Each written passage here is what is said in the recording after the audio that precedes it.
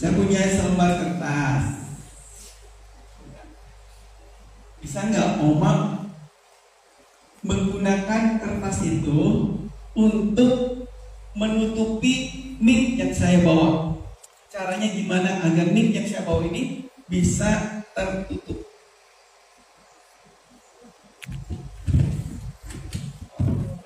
Ini ya. Kelihatan lagi nggak? Kelihatan lagi? Udah nggak kelihatan ya?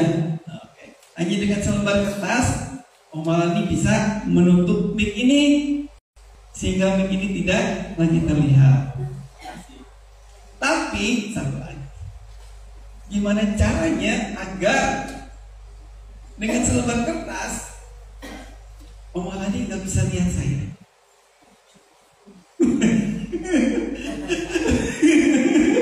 Pintar Om Malani, silakan Om.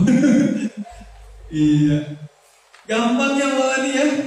Hanya dengan selembar kertas ini ya kita bisa tadi 2 perintah. Hanya dengan 1 menutup mic ini dengan gampang.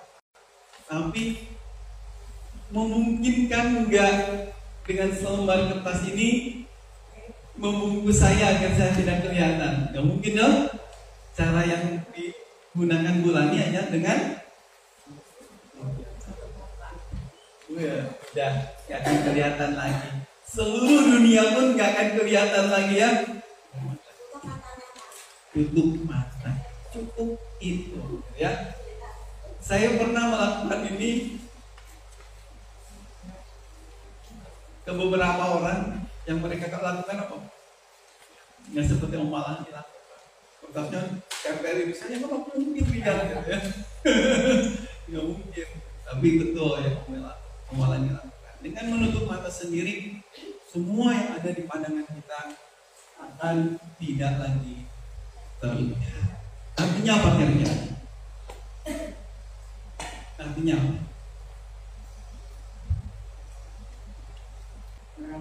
Setiap kita, saya, Oma, akan mengalami, akan diperjumpakan dengan berbagai peristiwa. Entah kita dijumpakan dengan orang-orang yang menyenangkan, entah kita dijumpakan dengan orang-orang yang tidak menyenangkan, gitu ya. Biasanya kan beda ya. Lebih senang ketemu dengan orang-orang yang menyenangkan atau yang tidak menyenangkan? Lebih senang yang menyenangkan. Tapi realitanya dunia tidak menawarkan yang senang melulu. Ya, selalu ada dijumpakan dengan yang tidak kita sukai, ya, yang tidak kita senangi. Nah, bagaimana respon kita ketika kita diperjumpakan pada peristiwa yang tidak menyenangkan buat kita? Kita diperjumpakan dengan orang-orang yang mungkin juga tidak serp dengan kita. Dan ini yang biasanya memunculkan konflik, ya, konflik, bahkan terjadi konflik berkepanjangan. Kalau saya tanya ke Om Malani, pasti jawabannya tutup mata bayar. Soalnya tadi jawaban yang pertama itu, udah lah, mendingan tutup mata merem gitu ya, jadi nggak lihat apa-apa lagi ya Mal ya. Tapi masalahnya nggak beres juga, gitu ya. Nggak semua orang bisa seperti Om Malani mungkin dengan jawaban itu. Setiap orang punya respon yang berbeda-beda. Nah, salah satu kisah di dalam Kejadian, mungkin ingat peristiwa Yusuf dan saudara-saudaranya.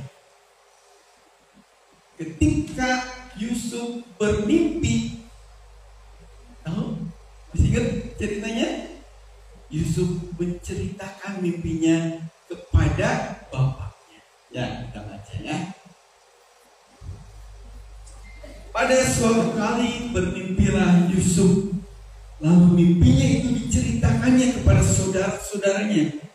Sebab itulah mereka benci kepada Yusuf. Kira-kira kenapa kok benci? Mimpinya mimpi apa sampai membuat saudaranya benci?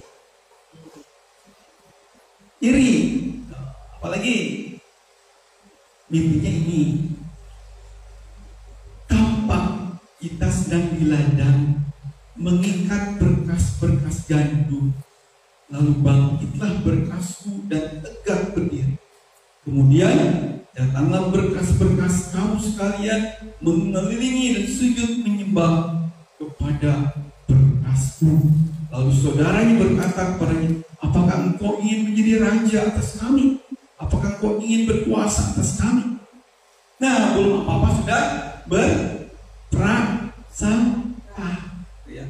Mereka nggak suka dengan apa yang Yusuf katakan, yang Yusuf ceritakan dengan mimpi, sehingga banyak hal yang menutup mata mereka.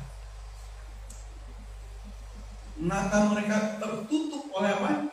Tadi keirian, kemarahan atas Yusuf. Ya, bisa jadi seperti itu.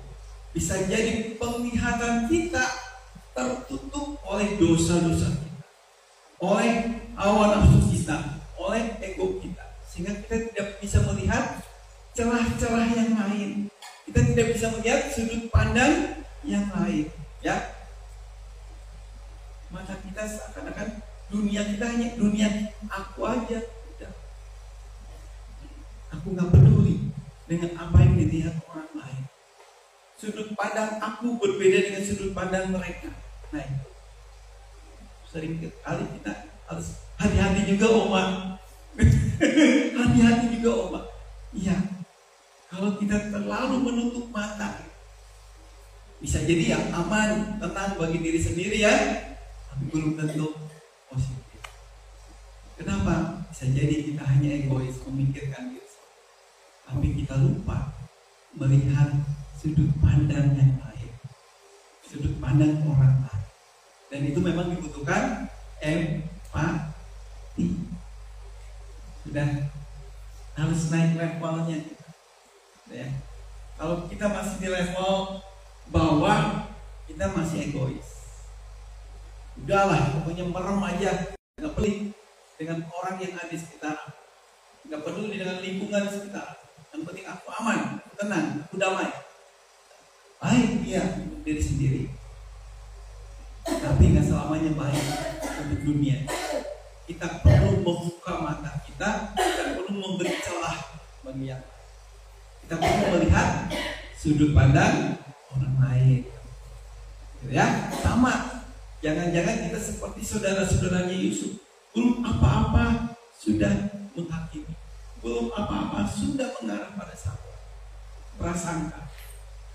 Gitu ya. Semoga di tempat kita pun tidak menjadi orang-orang yang berburuk sangka, berprasangka buruk pada orang lain.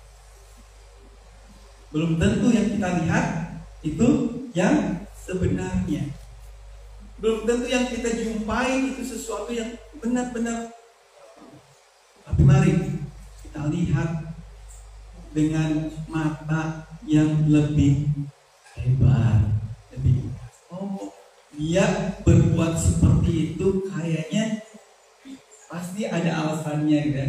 Kalau kita biasa jangan-jangan tuduhan-tuduhan yang keluar dari mulut kita, penghakiman yang keluar itu belum tentu semuanya sesuai dengan prasangka kita, praduga kita. Jadi harus hati-hati memandang, melihat apa yang dilakukan orang lain. Itu pesan, ya. Bukalah lebar-lebar mata kita, jangan dipersempit. Selembar kertas bisa menutup benda yang kecil, tapi juga bisa menutup semua hal yang besar. Malah ini sudah membuktikannya. Mimpi ini bisa terbungkus dengan kertas, hanya dengan itu. Tapi juga dunia bisa tidak akan bisa kita lihat, kita bungkus hanya dengan menutup. Yuk kita menjadi orang-orang yang lebih peduli, ya, yang lebih membuka mata kita, lebih membuka telinga kita, lebih membuka hati kita untuk orang lain. Apalagi usia oma dan opa, saya yakin usia sudah banyak pengalaman, asam garamnya sudah lebih banyak dibanding saya, pasti wah sudah bisa membedakan mana yang benar, mana yang tidak benar, ya, mana yang baik, mana yang tidak baik. Saya jamin, saya yakin, oma-oma pasti bisa kesana. Oleh karena itu, mari kita minta hikmat Tuhan agar Tuhan memberi kita kebijaksanaan. Ya, Tuhan memberkati kita. Amin. Mari kita